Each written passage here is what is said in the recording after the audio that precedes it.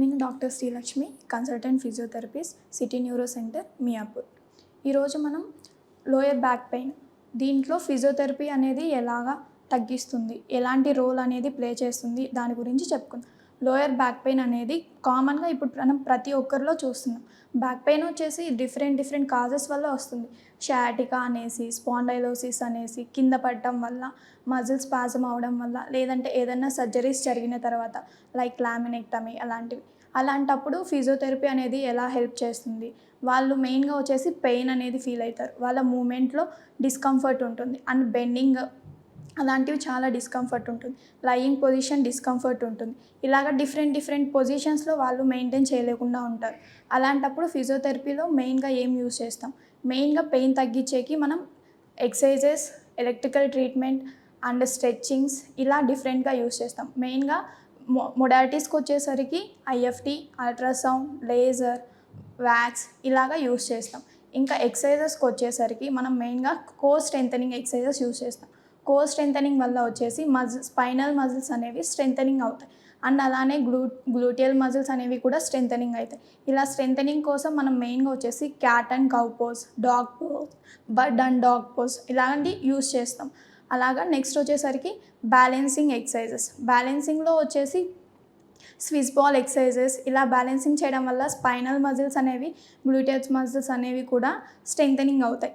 And అలాగే stretchings hamstring stretchings వల్ల కూడా పెయిన్ అనేది రిలీఫ్ ఇస్తుంది అండ్ అలానే మజిల్ అనేది స్ట్రెంథనింగ్ స్టార్ట్ అవుతుంది. అండ్ నెక్స్ట్ వచ్చేసి ఏరోబిక్ ఎక్సర్సైజెస్ అనేవి not only for heart, it is also helps to improve the spinal strengthenings. అలాంటివి అంటే brisk walking, swimming and cycling ఇలాంటివి యూజ్ చేయడం వల్ల కూడా స్పైనల్ మజిల్స్ అనేవి స్ట్రెంథనింగ్ అవుతాయి. అండ్ అలానే నెక్స్ట్ వచ్చేసరికి మనం పోస్ట్ సర్జరీ అయిన తర్వాత మనం 4 to 6 వీక్స్ తర్వాత ఎక్సర్సైజెస్ అనేవి స్టార్ట్ చేస్తాం. అలాగా స్టార్ట్ చేయడం వల్ల ఎక్సర్సైజెస్ అనేవి కంటిన్యూగా చేయడం వల్ల బ్యాక్ పెయిన్ అనేది మళ్ళీ రీఅక్కర్ అవ్వకుండా ఉండేదానికి ఛాన్సెస్ ఎక్కువ ఉంటాయి.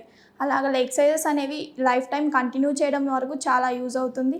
అండ్ అలానే చేసే ప్యాటర్న్ కూడా ఒకసారి అండర్ విజన్ ఫిజియోథెరపిస్ట్ దగ్గర చూసి లేదంటే రీహాబ్ టైప్ చేసుకొని చేయడం వల్ల చాలా వరకు యూజ్ అవుతుంది. అండ్ అలానే పెయిన్ అనేది కంప్లీట్గా రెడ్యూస్ అయ్యేదానికి కూడా ఛాన్సెస్ అనేవి ఎక్కువ ఉంటాయి.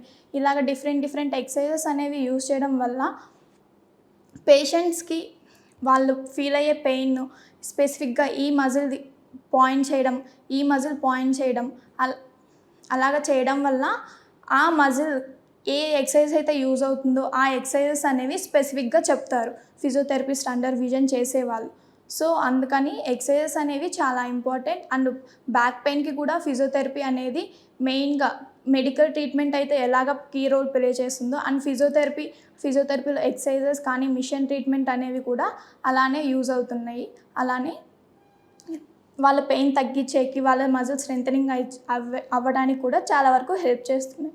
Okay, thank you.